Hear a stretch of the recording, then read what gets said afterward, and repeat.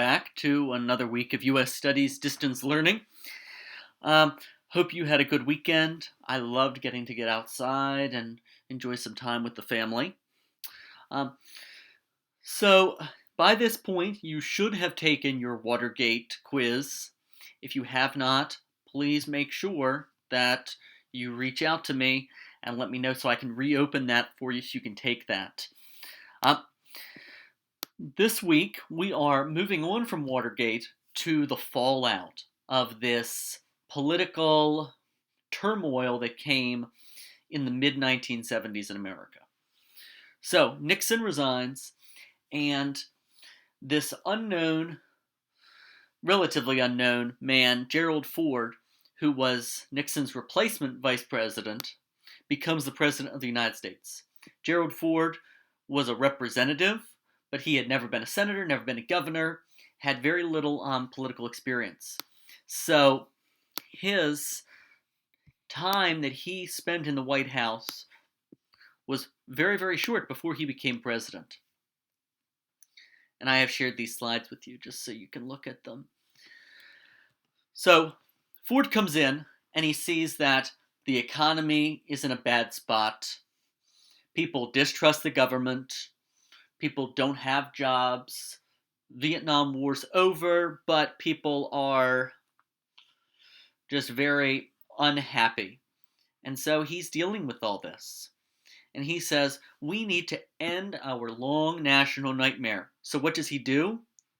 He pardons President Nixon. Well, that was basically political suicide, because the only thing worse than Nixon resigning and leaving office was the fact that now he's getting away with it. Because if you're pardoned, you can't be charged for the crime. So Ford was instantly hated, and he really tries to just win back America's support from the time that he becomes president until he has to run again in 1976. So he tries to get people excited again about the country. He tries to build connections around the world and negotiate with China and the Soviet Union to hopefully bring an end to the Cold War. It doesn't happen under him, unfortunately. So 1976 rolls around and he runs for president again. And this political unknown named Jimmy Carter, who was a former peanut farmer and governor down in Georgia, runs against him.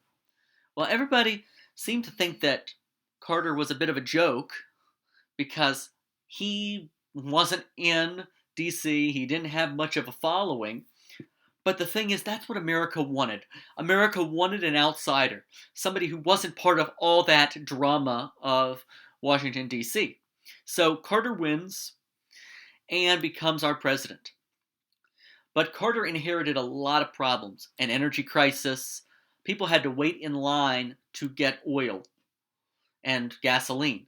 So they would wait in line for hours and hours to get their gas. Inflation went way up. People lost their jobs. And so Carter really wasn't sure what to do.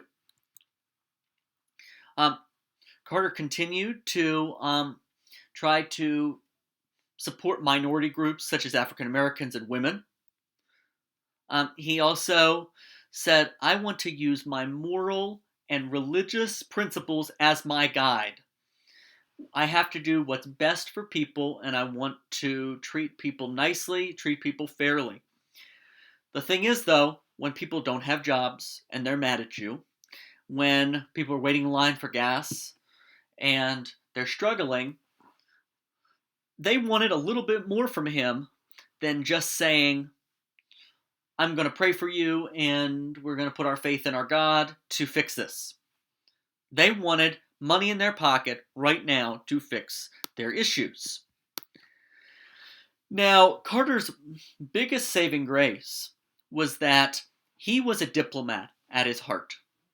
He worked to create some peace in the Middle East, and he also worked to calm some of the anger from Central America, particularly Panama, with the United States. So his response to the Panama issues was, we're going to give up ownership of the Panama Canal as of the year 2000. So after December 31st, 1999, we're giving the Panama Canal back. No money, because we had desolated their economy. Now, whether you agree with that or not, he did it as a peacekeeping idea rather than looking at the financial side. Naturally, he was a Democrat, and Democrats liked him. Republicans hated it, because Republicans said, you're giving away the Panama Canal for free? But it is what it is, and we no longer own the Panama Canal. So Carter's highest achievement was the Camp David Accords. He worked to establish peace between Israel and Egypt. They met at Camp David, which is right above Emmitsburg, and they sat there for a few days, and he worked out an agreement between these two feuding countries from generations.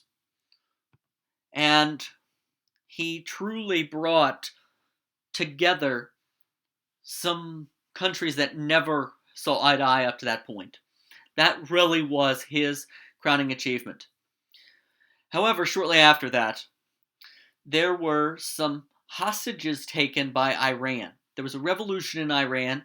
It overthrew the government there, and 52 Americans that were working in the U.S. Embassy were taken hostage.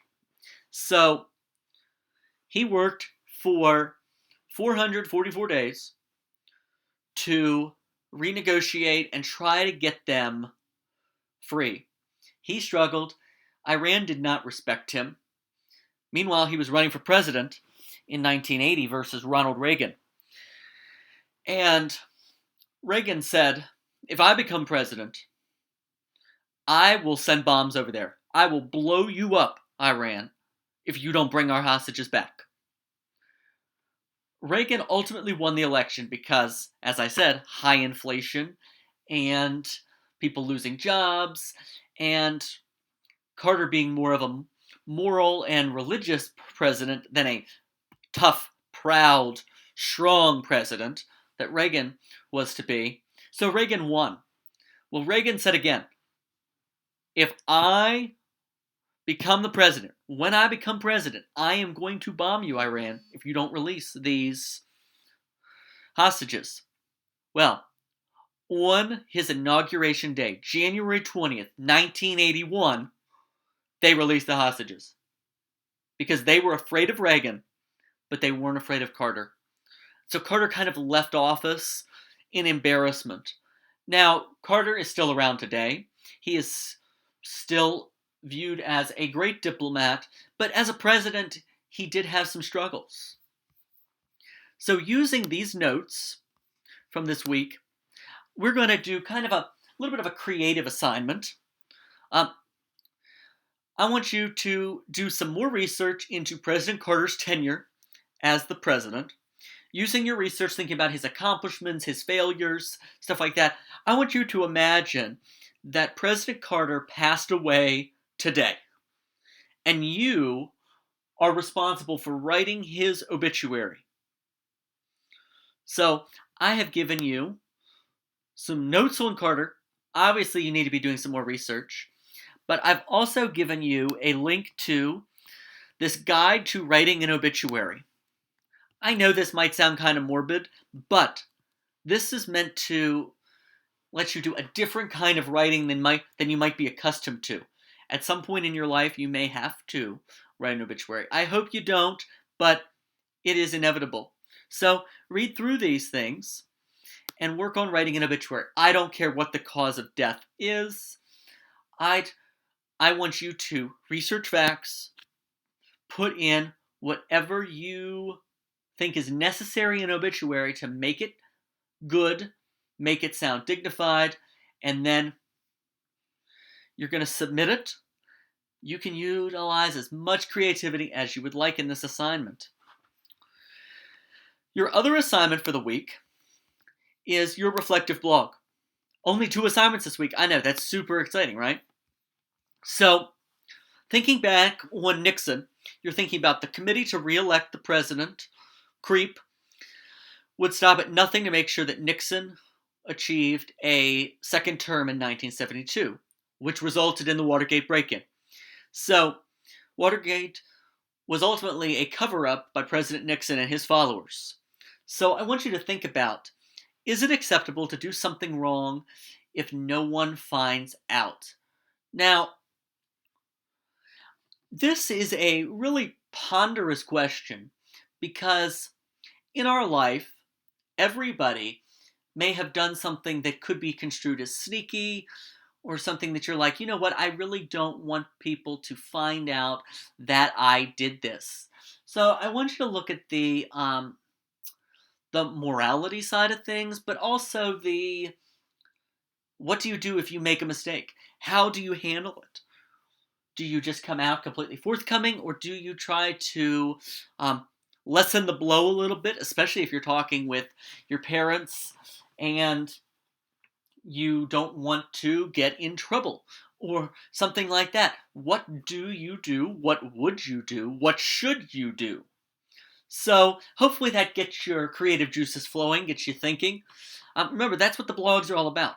Thinking critically, thinking about, if I put myself in history, what would I do? How could I be better? What might I not have done quite as well? So guys, I hope you have a great week. I look forward to seeing you soon.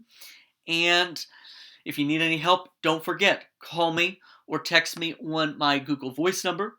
Send me a message on Remind. Send me an email. Visit my office hours. Whatever you need, I'm here for you. Talk soon.